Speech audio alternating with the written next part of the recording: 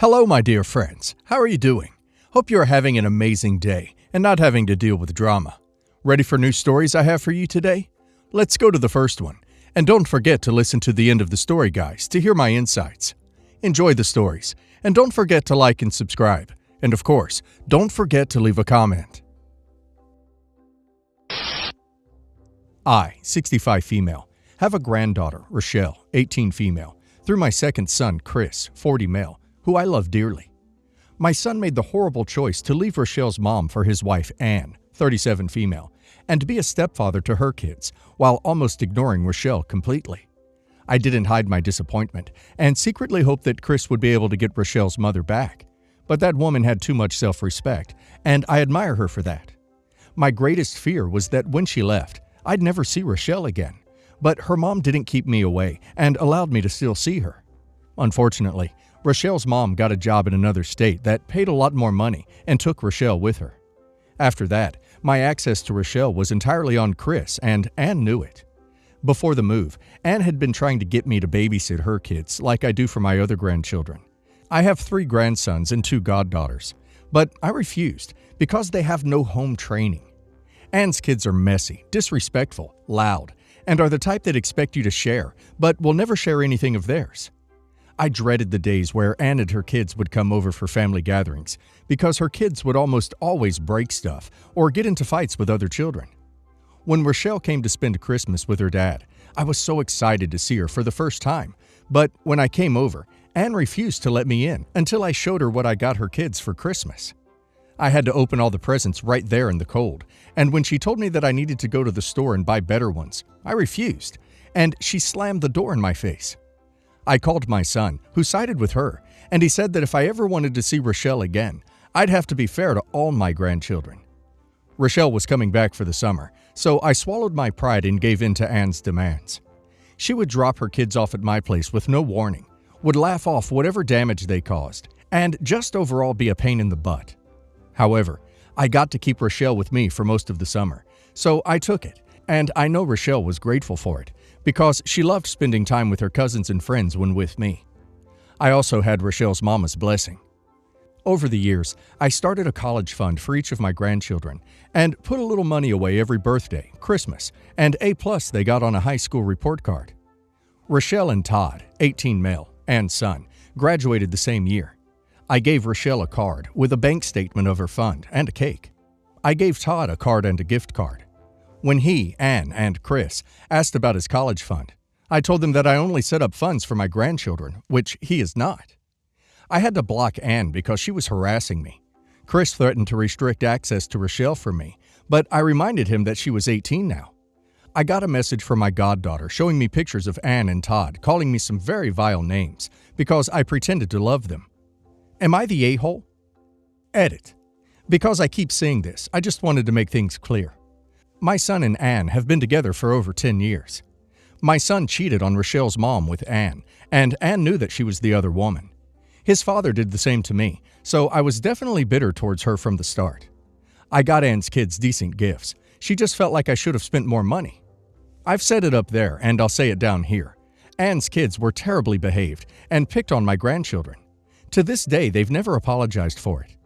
Rochelle doesn't have a good relationship with Anne or her kids, and doesn't care to ever see them again. I know that adopted and stepkids can be just as real as biological children, just not in my case, because of how awful Anne's kids are. Well, OP's behavior was caused by her son's and his affair partner's actions. She was forced to do what she did, as she didn't have any other choice. OP did whatever she had to maintain a relationship with her grandchild. Now that she's 18 and OP is able to see her without them, she can go completely no contact with them. Emotional blackmail, and it's truly disgusting behavior. And now let's hear the community's opinion. Not the a-hole, emotional blackmail. I would talk to Rochelle and explain the situation to her. She may not like her step-siblings either, or she may adore them. Explain you would like to have a relationship with only Rochelle, as she is your granddaughter, and you love her very much and think she is very special. If she seems willing, continue to indicate that you just don't have a good relationship with her step-siblings, and would she mind if you don't continue to act as their grandmother too? If she doesn't mind, go no contact with Chris and his new family. They can apologize to you, and you can decide at that time if you want to have a relationship on your terms this time. Note: please make sure your will and healthcare directives are up to date. I would not trust Chris with your assets or making medical decisions for you if something were to happen. Not the a-hole. This is 100% Anne's fault. I feel bad for her kids because she stood in the way of a natural relationship forming between you all with her unreasonable and entitled demands. To be honest, I would send the kid a text saying that you wish you had gotten a chance to know him on your own terms so you could have actually enjoyed the relationship and come to love him for real. But unfortunately, you were acting under duress of having your grandchild withheld, and you did what you had to do. Explain that you're only human, and after so many years of basically having to appease his mother at metaphorical gunpoint, you don't have any energy left to form a truly meaningful relationship with him. Not the a-hole. Chris and Anne created this situation. They should have never emotionally blackmailed you in the first place. But honestly, even if we remove all the bad stuff, blackmail, cheating, unruly kids, and this was an amicable situation, you still did nothing wrong. Expecting people to set up college funds for their step-grandkids is ridiculous. If the step-grandparent wants to and is able to, great. But to feel entitled to it is unreasonable and unrealistic. 2 years ago, I caught my ex, Caleb, cheating on me with Jade after a 4-year relationship. We broke up and I kicked him out of my apartment. He ended up moving in with my best friend Gemma and her husband Leo, Caleb's best friend. I was devastated, but I understood that Leo was his best friend, so Gemma couldn't really do anything about it. Then Gemma stopped talking to me so much and would get annoyed with me whenever I spoke about Jade or Colum negatively. It turned out Colum started officially dating Jade, and they were now doing all of the couple things we used to do together. Jade and Gemma seemed to become super close if social media is any indication. She stopped responding to my messages gradually, and I eventually gave up on contacting her. Yesterday, Gemma called me in tears to tell me she had caught Leo cheating. Apparently, he had had a threesome with Colum and Jade, and him and Colum were regularly sleeping with other women and were maintaining other relationships. Gemma had tried to get Leo to stop cheating, but he was now doing it openly in front of her. She eventually gave him an ultimatum, her or his W's. Well, he told her to get out of his house. She said she had nowhere to go and needed a place to stay. Apparently, all her other friends were siding with Leo and had cut her off. She's been blowing up my phone since I said no. Her parents have been begging me to help her since they live abroad. Should I help her? I know how awful the first few months are after finding out the person you love isn't who you thought he was firsthand, so I know how bad she must be feeling right now. If I do end up helping her, how can I effectively communicate that what she did to me destroyed me more than Colum's betrayal? Where was she when you needed her? Nah, you are under no obligation to help her. It sucks what she's going through, but after everything she did, I would have laughed at her until she hung up. Karma is a B. Hell to the no. Your ex-best friend has no loyalty. She can expect no loyalty from you. She made her choice a long time ago. She discarded you like garbage to side with them. Now that it backfired, she wants to use you because she has no one. Let her lay on the bed she made. I'm not a nice person. I wouldn't have even entertained the idea of taking her in. I would have loudly laughed and hung up. You're nicer than me. I would have pointed out that letting her husband associate with a cheater probably encouraged him to stray, and laughed, and told her that she will get exactly the same amount of support that she previously gave me, and reminded her that karma is a B. Sometimes there's no reason to be nice. 15 years ago, my wife completely betrayed me and began an affair with a childhood friend of mine. When I found out and confronted her, I came to realize she had been preparing to divorce me for a very long time. She had all her ducks in a row and completely railroaded me. After I confronted her, she left to stay with her family. During that time, she withdrew all the money from our joint accounts and took all the emergency cash and valuables we had in the home safe. While I was spending the week trying to negotiate with her to go to a marriage counselor, she was leading me on while simultaneously hiring a lawyer and filing for divorce. I was shortly served papers and removed from the family home. She had claimed domestic A, not only against her, but against my 2 daughters as well. This was a complete lie. The police only allowed me to take my personal papers, a bag full of clothes, and my car. I was completely decimated in the divorce.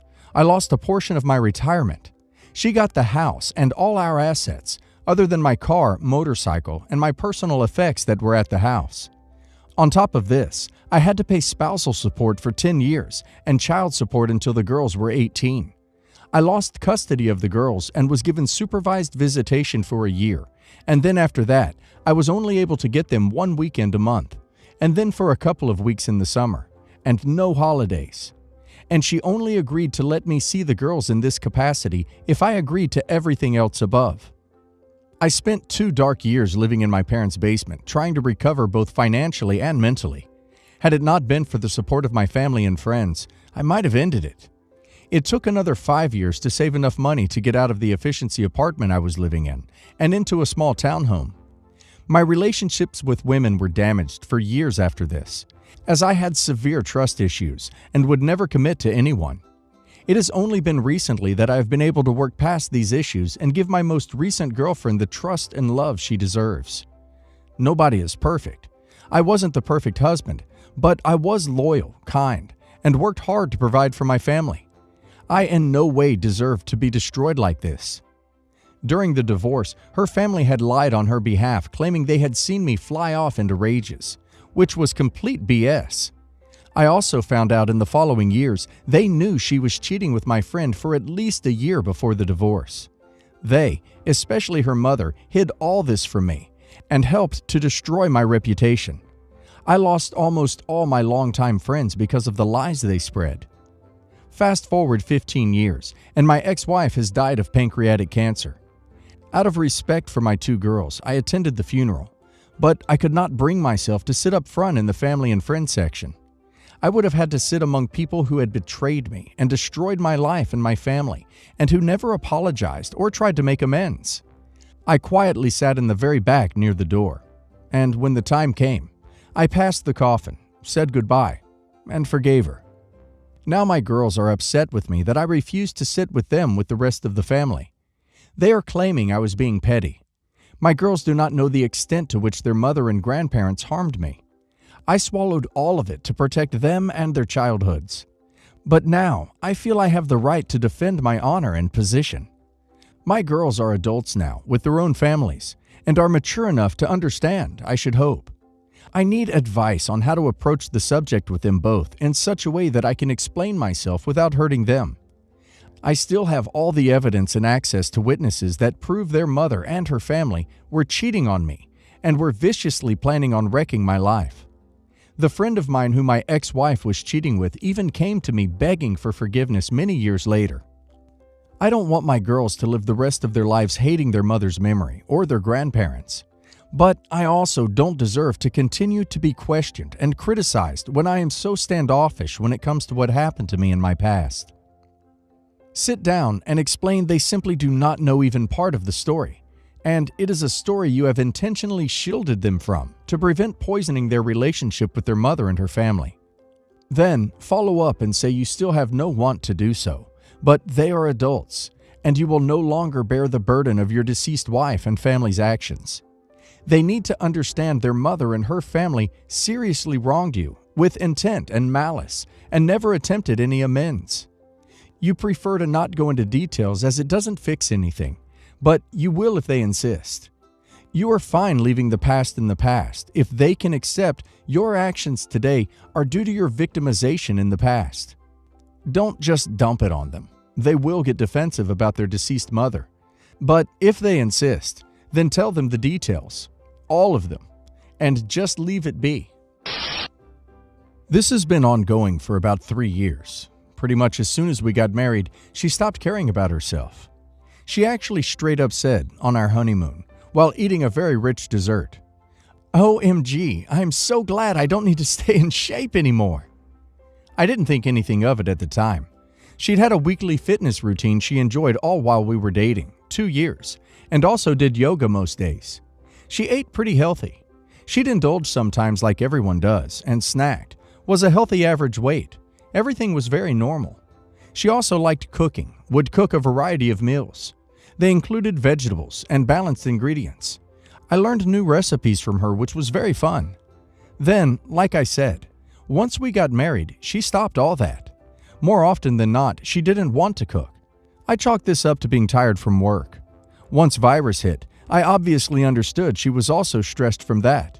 Since she taught me a lot of recipes, I started taking over cooking. I'd invite her to make meals with me. She didn't want to. Even when I had made the food for her, she stopped eating it. The thing she used to love, she now ignored and would order fast food delivery instead. Her snacks went from fruit and protein bars to chips, soda, and candy. She used to eat regular portion sizes. Now, she eats way too much at every meal, plus snacking in between. And this was happening pre-virus, mind you. It would be easy and simple to blame it all on virus, but it started summer 2018 after we got married. Realized that recently I'd been chalking everything up to work and virus. But a Facebook memory from August 2018 popped up in my feed with pictures of the house we'd bought. In one of them, she's on the couch and the coffee table in front of her is covered in junk food. She's been eating like this for 3 years. Throughout that time, I've had several talks with her about the need to eat healthier. She doesn't like working out anymore. Fine. That's less important than eating a healthy diet. And I know she knows how, as she did it before. She has a million excuses why she won't, even when I literally bring the food to her. She also claims she doesn't like anything except the junk food and delivery she gets, which isn't true, unless she was lying before about liking the things she used to make. It's becoming unpleasantly apparent that she pulled some sort of bait and switch. I've asked her about the comment she made on our honeymoon, plus another comment I once overheard when she was talking to a friend, was something like, "Definitely get married. You don't have to pretend to be hot for him anymore." She first said she never said either, then said they were obviously jokes.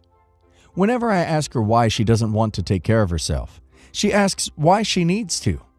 I say that you live longer and are healthier. She insists her health is fine. Wouldn't know, she hasn't been to a doctor in years. I point out that she gets tired from doing things that used to be no big issue, like going up a couple flights of stairs. She says I'm imagining it. She has a big slab of belly fat that hangs down to the top of her thighs. It's not attractive at all. I've lost sexual interest, and that seems to suit her fine. Looking back on our sex life, it started dying off maybe a few months after we got married. I was still attracted to her, only lost attraction this year actually when the weight gain went past a certain point. But she just never initiated anymore. If I did, she would go along, usually laying there seeming bored. So I stopped, as I don't want sex unless she's actually into it. Before we got married, sex was frequent and adventurous. I assume that was all an act as well. I feel disrespected and lied to. The crazy thing is, she either thinks she can convince me that this is normal, or has actually convinced herself of that. She thinks I'm ridiculous to be concerned about her mental and physical health. She also thinks she hasn't changed from before we got married. Yet, at other times, she has also said, "Everyone changes over time. Of course I've changed." So, which is it? Regarding the mental health angle, she doesn't consider herself to be depressed. She's told me unprompted that she's really happy with our life together. She recently got a promotion at work and is thrilled. She loves her job. Her good relationships with friends and family haven't changed. She goes out with her friends, with me, and spends time with me just relaxing at home. Her hygiene is fine. She takes pride in how she dresses and likes doing her hair and makeup. I don't suspect any cheating, never have. I'm trying to say that everything is normal, except the constant eating of junk food and how her diet did a 180. I just don't know what to make of it. She pretty much stopped caring about maintaining her weight and good eating habits once she got lifelong commitment from me. That's what it looks like anyway. My brother went through something similar with his wife, except she also showed signs of depression like irritability, unable to get work done, sleeping too much, and hating herself. He told me a real mental health issue like that isn't a choice, and so is not the same thing as someone believing health is just something you do to be appealing to a partner, and then can be dropped once you've got them. Yep, can't disagree there. So what the hell do I do? My brother said I should have one more conversation, not asking all the questions over again, but instead clearly telling her that if she won't do the right thing for her own well-being and our relationship, then I will leave, as I shouldn't have to watch her going downhill. I don't want to leave her. I love her, but I also can't watch the woman I love ruin herself for no reason. I mean, where are we in 3 more years? Is she over 300 pounds? Does she have diabetes? Can she walk more than a block? Lastly, we also want kids, and she's been pushing for that recently, bringing up when I think I'll be ready.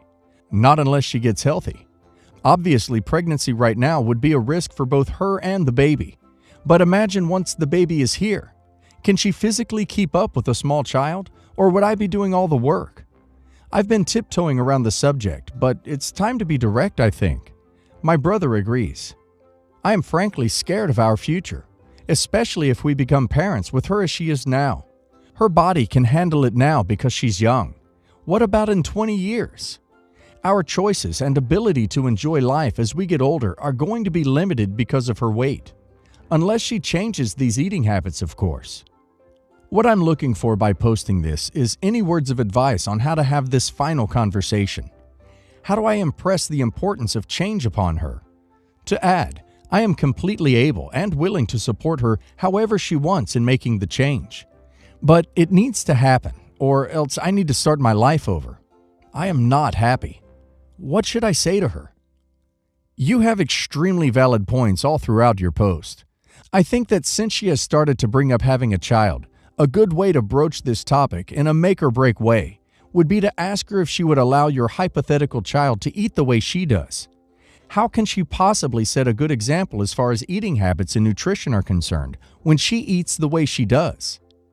I get it. Lots of people, both men and women, have been or are in a similar position. My first thought is, do your best not to phrase it as an ultimatum. It's human psychology. When you tell someone, do this or else, they can become immediately defensive, doing anything to defend their position, rather than having an open mind.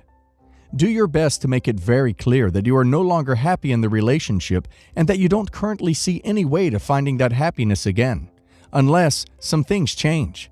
And make it clear that you certainly aren't going to bring children into an unhappy relationship, because you don't want to be miserable for 20 years until they grow up and move out. And you don't want to leave and have them grow up without their father in their lives. Try not to be too accusatory or to keep placing blame on her.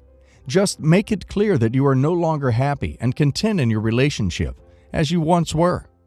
If you blame her, her natural reaction may be defensive.